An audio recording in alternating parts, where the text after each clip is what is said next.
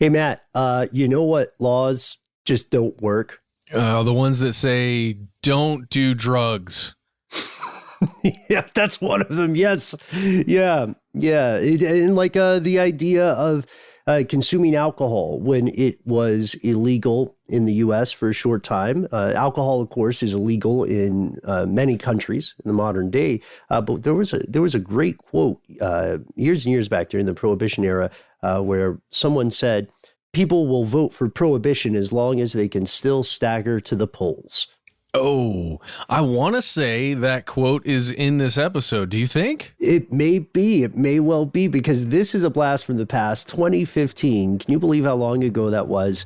When we looked into conspiracies surrounding prohibition. Prohibition being the law, the genre of laws that say one cannot consume a given substance, whether that's alcohol, right, as happened in the States, or whether it's marijuana, right, would be one of the newer prohibition conversations. Yep. And as we go through this episode, we'll all learn that all prohibition really does is allow small groups of very smart and organized people to figure out how to break those laws without getting caught, and sometimes getting caught. But black markets are created. That's really what you get. So, hey, let's dive in and not drink to this one. From UFOs to ghosts and government cover-ups, history is riddled with unexplained events. You can turn back now or learn the stuff they don't want you to know.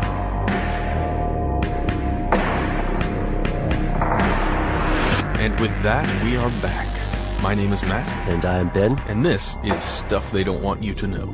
That's right. If you are looking for this podcast, you are in the right place. It is still legal, ladies and gentlemen, to manufacture, import, sell, or distribute this podcast. Also, like to give an introduction here, as always, to our super producer Noel on the ones and twos. It is still... He's also on the threes. He's also on the threes. He's on several numbers. It's also still legal for him to manufacture, produce, import, and export podcast. That's correct.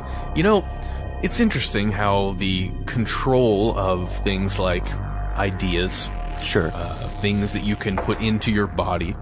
It's weird the way governments and states and other entities try to control what you can do with your own body. And it's strange, too, because what we see is that there are so many laws prohibiting certain things. There are very few laws in comparison that mandate certain things, right? Absolutely. And the idea of prohibition, ladies and gentlemen, is what we are talking about today. It's what we've been spending the whole week on, and we found some crazy stuff. Oh, yes, we did. So let's get started. What is prohibition?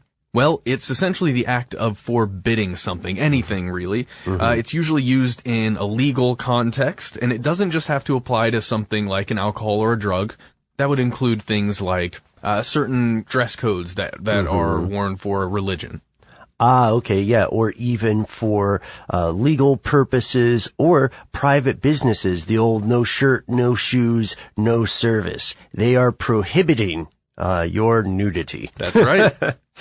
In the United States, the word prohibition has a very specific meaning, though. When we say prohibition, we're not talking about being prohibited from walking on the grass or smoking cigarettes by a hospital. We're talking specifically about an era in United States history where Congress changed the Constitution to ban specifically one type of substance.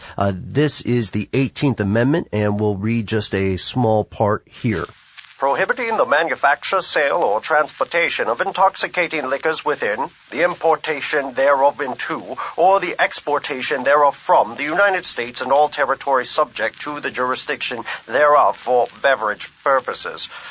Interestingly enough, you'll notice that this law does a couple of things, and it omits a couple of things, because it does say that you cannot make, you cannot sell, and you cannot transport alcohol. But it doesn't say you can't consume alcohol. That's right.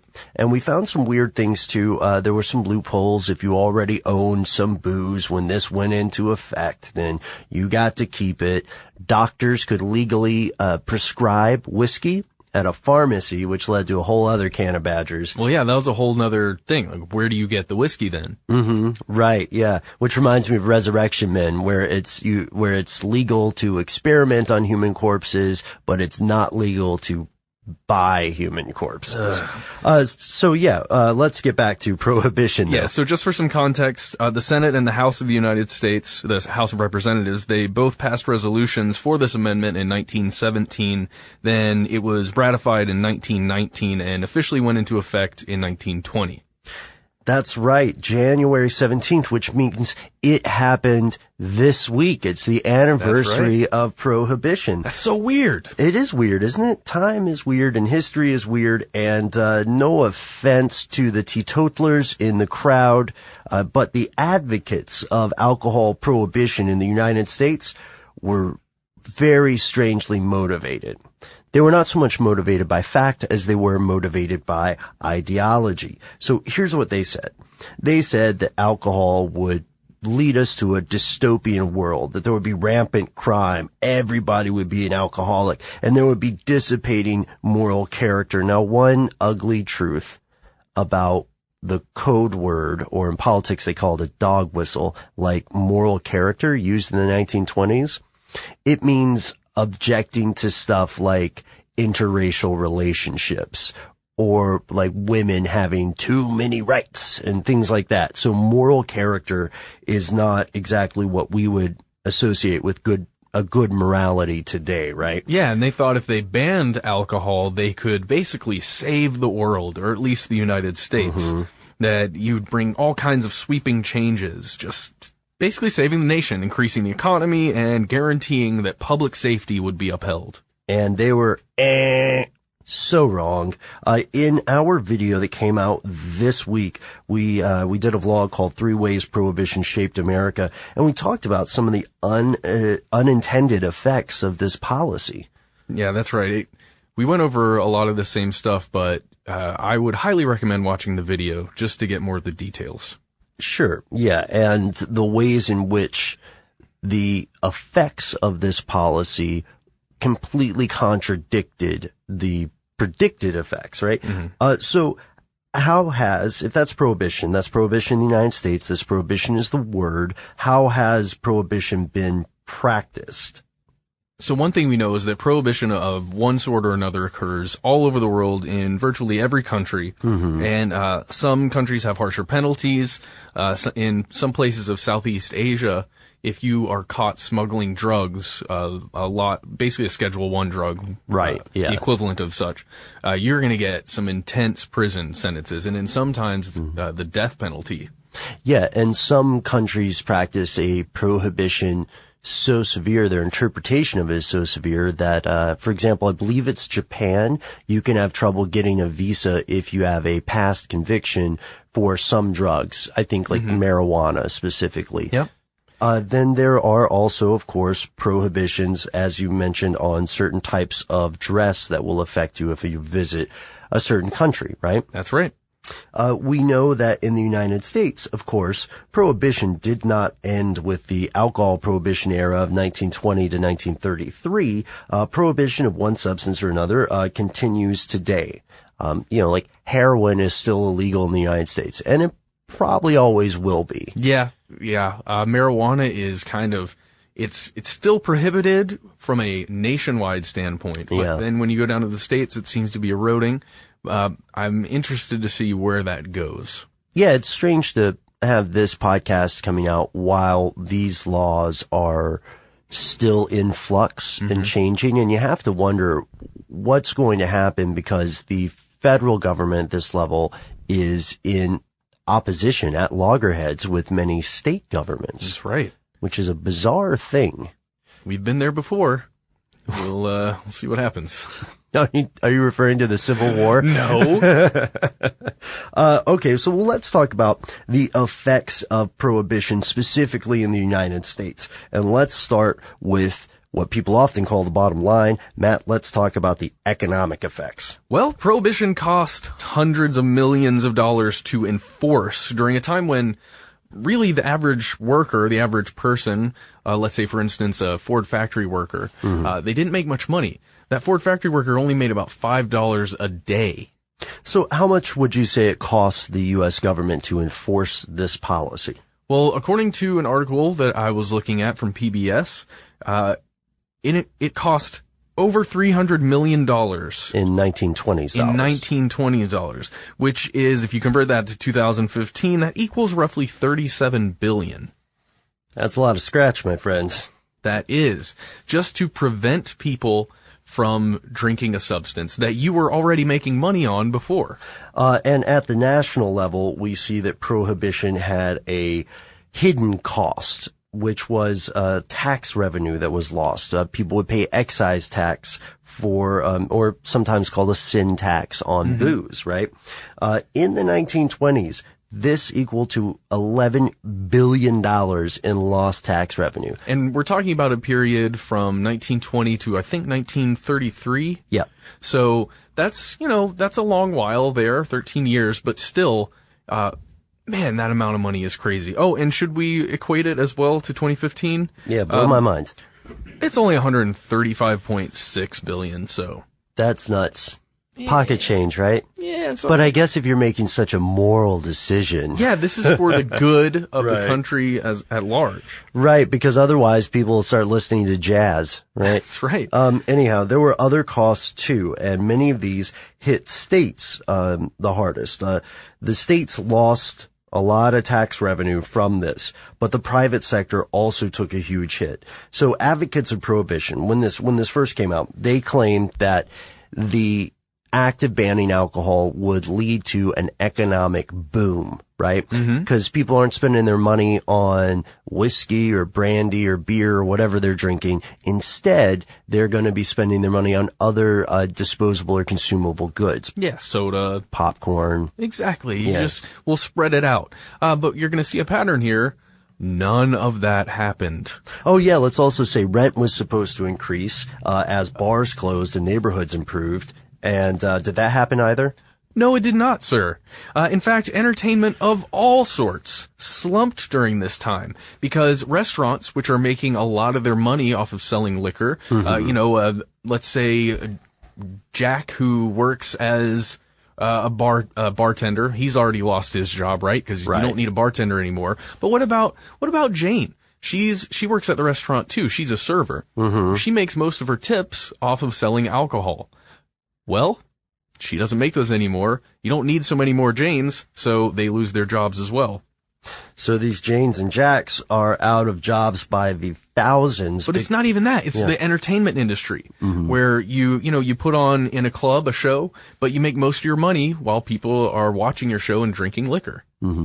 Yes, thousands of Janes and Jacks, not just in restaurants, but in entertainment venues across the nation, find themselves out of a job because the product that their industry directly or indirectly depends upon is all of a sudden illegal. Now, there's something here that you have for us about how the tax situation affected the states. Oh yeah, this was something I read from a piece by Ken Burns, again from PBS, but he was talking about how so many states relied on these excise taxes from liquor to basically to set up their state budget. And one example in particular was New York, which he says derived almost 75% of its money from these excise taxes. And that's pretty crazy. Where are you going to get that much money? I don't know exactly what number it is, but 75% of their operating budget came from these taxes.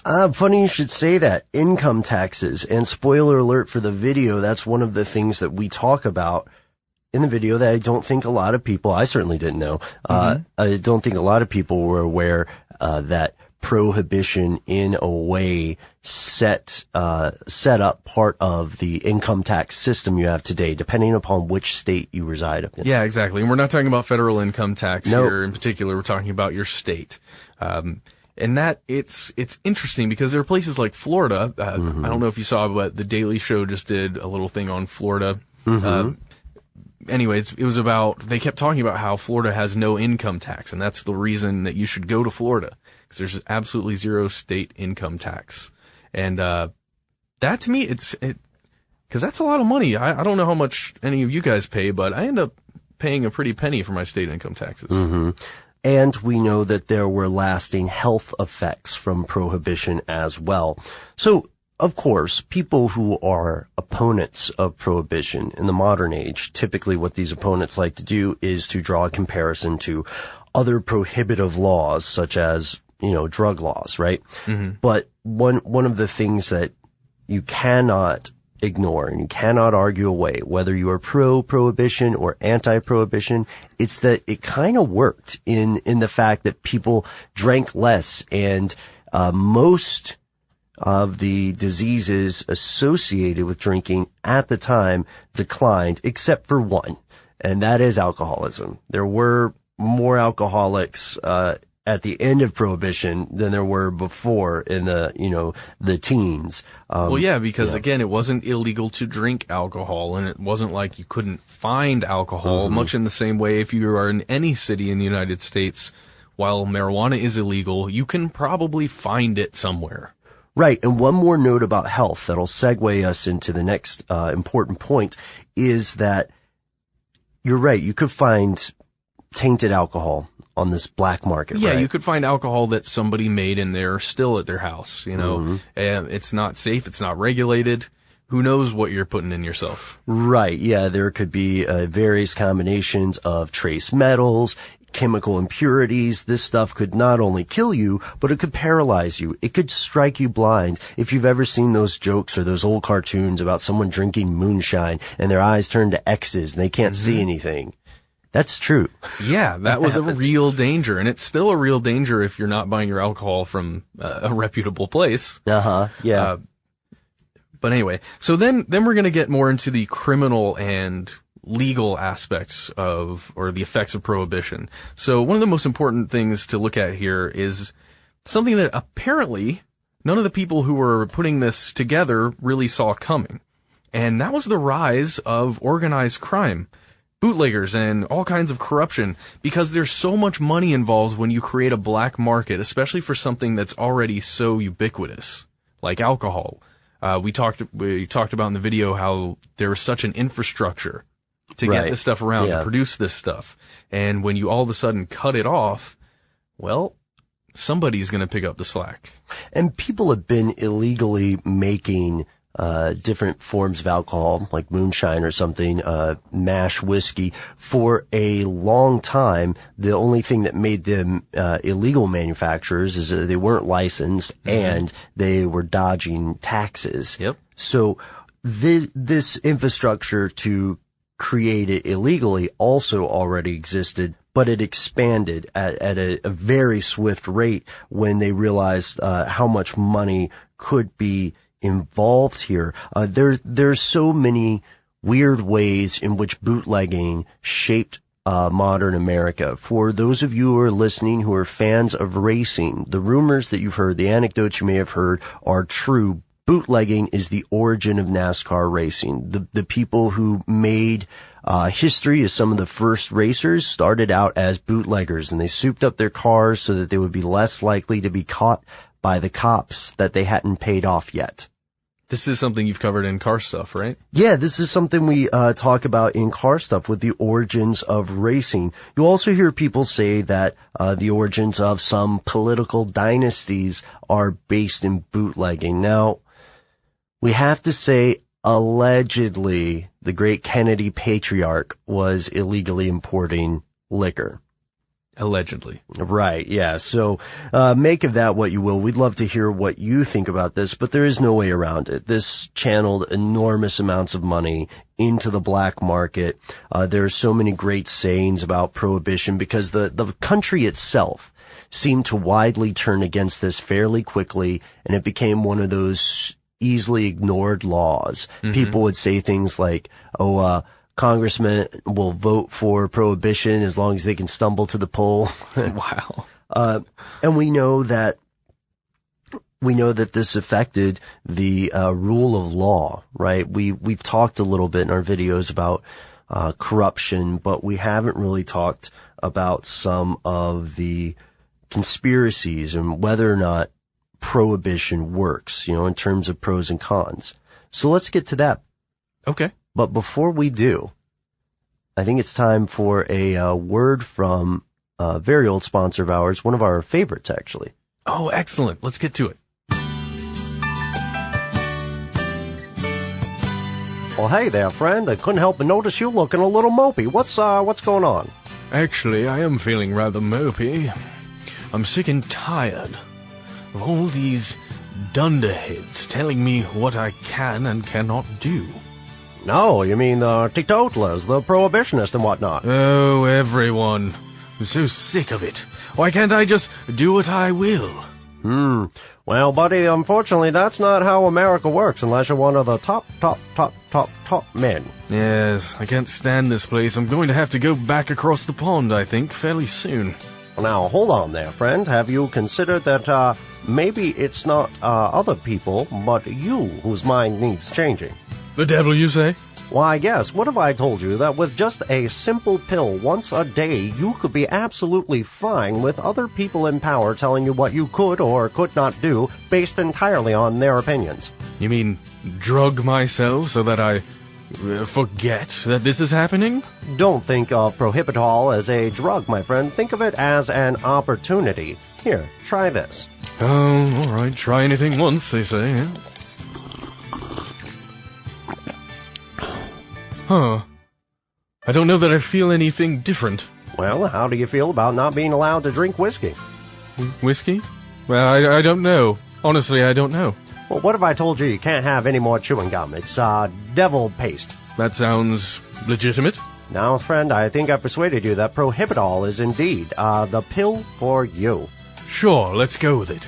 Yes, ladies and gentlemen, Prohibitol. Why try to change the world with facts or figures when you can simply change your mind with legal drugs?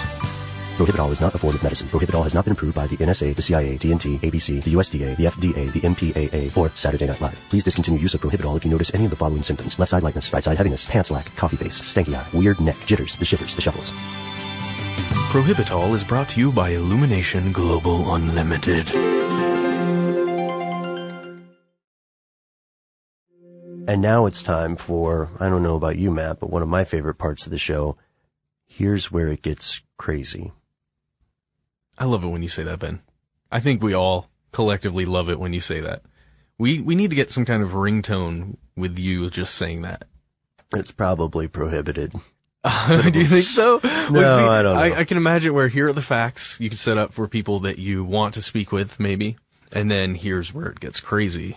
Well, it's interesting. A lot of people don't know this unless they've listened to our show for a long time, but you have an amazing vocal repertoire. Oh, stop it.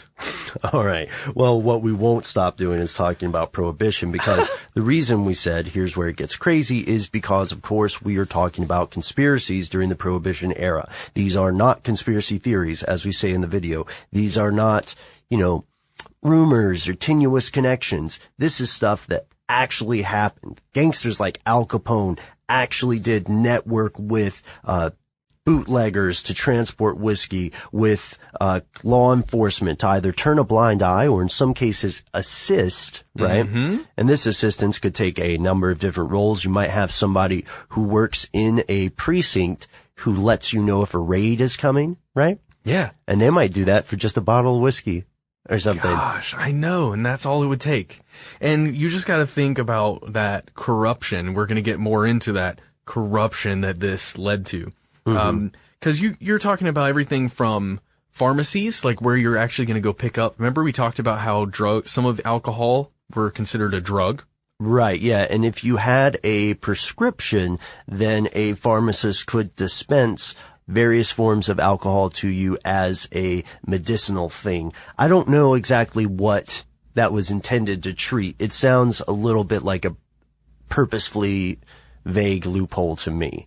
What? Well, maybe like, I was going to say medicinal marijuana, but, let's say there needs to be more research. Sure. Let's say there needs to be more research. We do know that a lot of the criminal organizations would buy pharmacies and would own them so that this would be a front for them to launder booze. Yeah, and money. Another thing that we kind of look over sometimes is the religious aspect of alcohol for things like communion. And religious authorities that, they need this stuff for their ceremonies, so it would, you could usually get some for the church. But a lot of times criminals would come in and, lay down their law. Right. All of a sudden there's a new priest or there's a new rabbi in town who can help you get wine or something. Yeah, you could say there were a lot more people going to church or to synagogue claiming to be church officials, etc. And a lot more people were going to the pharmacy with nebulous medical conditions, right?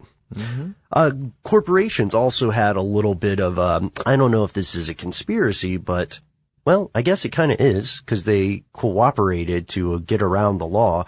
Grape manufacturers, Venters, for instance, would issue these grape juice kits that would have warnings on them that said, don't let this sit too long. That's so awesome. The same thing happened with malt. Manufacturers of beer, they would sell malt kits. And, for cooking and other things like that. Right. But you only needed a couple other things and you got some beer. Yes. And of course they legally had a warning on there saying something like, don't let this sit around too long. Warning, it may ferment into an alcoholic beverage. Because that would be a problem. So there's another troubling conspiracy. And again, these are not theories. These are things that actually happened. And if you've already watched our video for this week, I think you know what we're about to bring up in the show today. Yeah, that is overall corruption from the very bottom to the top. And so we talk about this corruption, but we haven't really talked in super specific terms. And why is that? Well, it's because it's tremendously difficult to estimate with concrete numbers how much corruption was just rampant through everything from the very bottom to the very top at this time, because everybody could get a piece. And there was so much money being made on the black market that it's almost like if you chose to turn away and be the good person and not make the money, it was almost like you were cheating it was crazy. You're almost cheating yourself out of the future for not only yourself, but for your children. Because it feels like there was, for me, what I've been researching, it feels like there was so much sentiment against Prohibition at the time, even from when it was first introduced, that I feel like you could almost tell that it was something that would go away.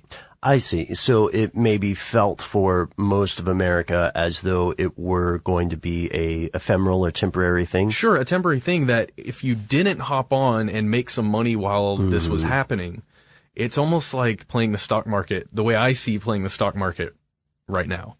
How is that? Where it's this thing that will eventually go away because it's unsustainable. For me, it doesn't work after learning enough about it. Okay. But if you don't hop on and try and make some money, then, what am I doing with my, whatever, $2,000 I have in my savings account? Yeah, I feel like you might be giving me a hard sell, but you make an excellent point. You make an excellent point about corruption, because corruption is one of those things that, some studies confirm grows in sort of a snowball effect way. We know that in countries today that don't have the most uniform or dependable rule of law, public officials are dramatically underpaid and bribes are part of their job. As in, if they were not taking bribes, they would not be making enough money to sustain themselves. In some cultures, you hear them called corruption cultures, but bribery is just sort of another tax or fee that's on top of it, Yeah. And it's funny because I had a friend who is not from this country, and she told me that she considered tipping, Americans and tipping's very different, in comparison to a lot of other countries. She told me that she considered tipping a form of bribery. She's like, well, you're just bribing them to make sure they don't spit in your food. Oh, wow. Or something. Yeah. I thought that was fascinating. And I couldn't really refute her point that well, Matt.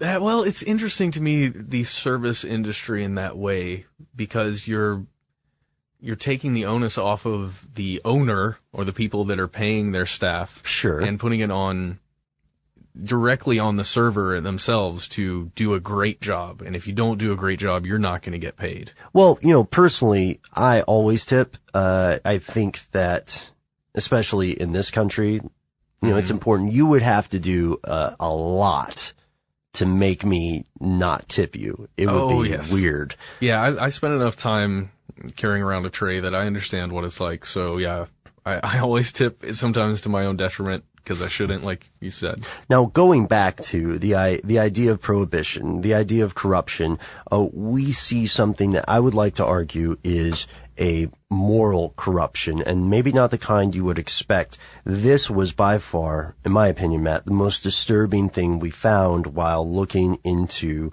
the history of prohibition. This is a conspiracy. Again, not a theory. This is completely proven, and the United States was the culprit, the U.S. Treasury Department specifically. We think this is so important, we based our entire Friday or maybe Saturday episode on this.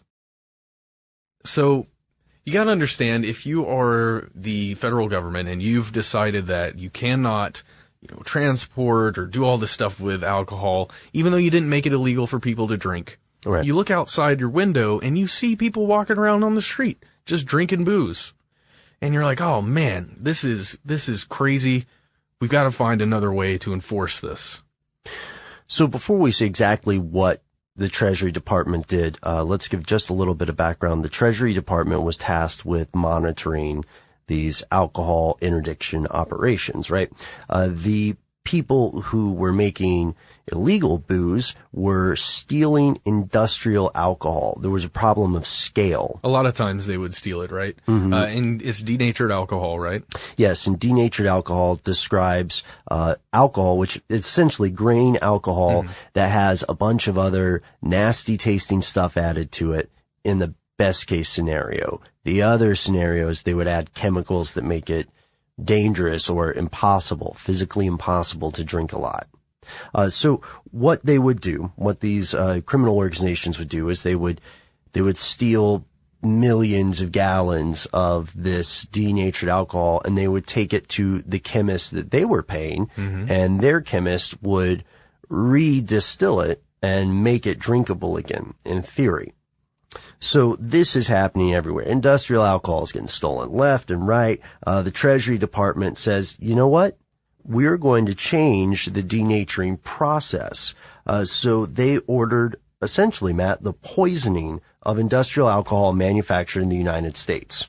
Yeah, and it was all to scare people. It was a scare tactic to stop people from drinking, because if you see that there are a couple people, down your street who got poisoned, then maybe you don't want to pick up that stolen bootlegged alcohol. And we're talking about people dying. Yeah. More people got violently ill than died, but still quite a few people died. I think 700 in 1927 in New York. Mm-hmm. And by the time Prohibition ended, the government had poisoned, at least by some estimates, and killed over 10,000 people.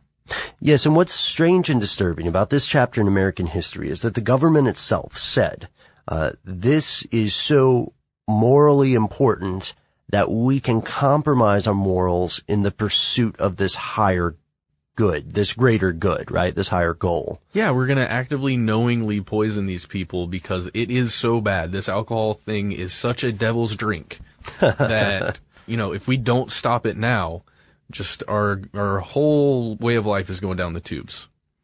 And, but then in 1933, December 5th, Prohibition was lifted, and the celebration was had. Yes, the celebration was had. People were back to drinking, but of course the country did not move on completely from the effects of Prohibition.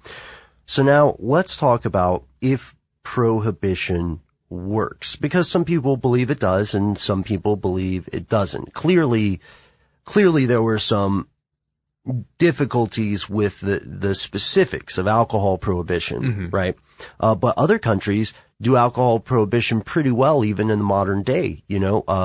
Iran, Saudi Arabia, have, I think, specialized exemptions for religious minorities or foreign nationals at embassies or at hotels. But then other than that, the entire country is a dry country. And again, because of that, there is a small black market for alcohol in places like that, but it is not as, I use the word ubiquitous, it isn't as widespread. Well, yeah, and I think part of it is that those were not necessarily heavily drinking cultures beforehand, the way that the United States was. But let's talk pros and cons. We got any pros for Prohibition? Sure. Well, for one, it reduced the amount of alcohol drinkers across the population, so fewer people were drinking alcohol. Whether you agree or disagree with the policy, regardless of your basis for that belief, there's no denying that, in this sense, Prohibition worked to just stop the number of people who are getting wasted all the time. Right, yeah, and then also reduce the number of serious drinking ailments they might have, like cirrhosis, stuff like that. And it addressed the moral panic of alcohol consumption, right? Yeah, absolutely. And it also made NASCAR. Oh, yes, it did make NASCAR. Which could be a pro or con. I think it's pro, but it depends on how you feel about racing, I guess. Well, sure, and it probably influenced racing all over the place. There are some bad things, though. Right, yeah. One thing that's probably going to be a big one for a lot of you out there listening today is that Prohibition removes freedom of choice. Yeah, that is a huge fundamental of the United States, and who knows? It didn't work out, right? As we've seen, so maybe that freedom trumped somebody else's moral panic. This also promoted the rise of complex, organized, enormously profitable black markets, which, as we said, led to a rise in crime and a rise in corruption. That rise in crime, which I think a lot of people might not completely realize, is something that would fuel criminal organizations for years or even decades afterward. Yeah, it showed you just how much money you can make when there's a black market. And then it translated to other drugs, other things that were prohibited, things like sex workers, just all that kind of stuff. It just opened the eyes of people that maybe we would have rather liked to keep their eyes closed. We also know that this wrought unforeseen economic damage. And I know it sounds like we're being very, very negative about Prohibition, but these are the facts. And that's why the Prohibition era is largely seen as a failed policy. And we're also not saying, hey, you should drink alcohol or anything like that. It is just a fact that alcohol is consumed in the United States at some pretty high levels. Right. And, well, the numbers are there. If you want to save money, don't drink. There you go. For a number of reasons. But let's talk about Prohibition today. Let's close there, maybe. The 18th Amendment was repealed, as you said, December 5th, 1933. However, it wasn't, when it was repealed, it's not like everybody just decided to sell boo-hoodles of alcohol. You've got you can look at these maps now where you can see in the United States where there are still dry counties because they allowed for some local options, let's say, where if your municipality decided, well, we still want to be a dry county, then you could be, and you can't sell alcohol. You've probably been on a road trip before, many of you, where you'll stop by a Kroger sometimes, or, you stop by a place where you wouldn't normally find alcohol, and there's just tons of alcohol in there. Right. And then other places you'll find that there is not a single drop of alcohol for miles. Right. And then you might also run into an area that has one of the so-called blue laws, where you can't buy alcohol during certain hours. Yeah, or on Sundays. Yeah. Like it was in Georgia for a long time. So now this means that 38% of the U.S. population is living in areas with state or local prohibitions after Prohibition. Currently, there are hundreds of dry counties across the U.S., which, it's about 10% of the area of the U.S., I guess, would be technically dry. So you can pretty much always drive to another area. But some states, I think it's Utah, have laws that if they're not prohibiting the sale of alcohol, they're prohibiting the strength or the kind or the type that you can buy. Which is also the case with fireworks in some states. Yeah. So it's tough to be holier than thou. One part of the whole big experiment that is the United States is that states get to make their own laws up to a point. Exactly. Oh, and just a reminder, in most places you cannot drink alcohol on a public street, just walking around, or just in public in general. So you got to keep that to a private location. You probably shouldn't, even if it's legal. It seems like more of a recipe for a bad day or a bad night than it does for an adventure. I think anyone who's been to New Orleans, knows the consequences of a hand grenade. A night of hand grenades. A night of hand grenades. And what better phrase to end on? Ladies and gentlemen, we hope that you enjoyed this podcast as much as we enjoyed making it. We'd love to hear what you think about the future of prohibition, the unintended consequences of prohibition, or if you think that we should reinstate prohibition in the United States. Because, a lot of people make a good point when they say, well, alcohol, if you just look at the statistics, is responsible for a great deal of suffering, damage, and death. And I would tend to agree with those people. Unfortunately, I really, really like scotch. Okay. Yes, scotch. The best way to find us with recommendations, thoughts, or suggestions for an upcoming show will be to go to Conspiracy Stuff on Twitter or on Facebook. That's where you can see a lot of our stuff that doesn't quite make it into an audio or video show. That's right. You can visit us at stufftheydon'twantyoutoKnow.com. That's where you can find all of these. Maybe you're listening to this there. Awesome. You rock. And that's the end of this classic episode. If you have any thoughts or questions about this episode, you can get into contact with us in a number of different ways. One of the best is to give us a call. Our number is 1-833-STDWYTK. If you don't want to do that, you can send us a good old-fashioned email. We are conspiracy@iHeartRadio.com. Stuff They Don't Want You to Know is a production of iHeartRadio. For more podcasts from iHeartRadio, visit the iHeartRadio app, Apple Podcasts, or wherever you listen to your favorite shows.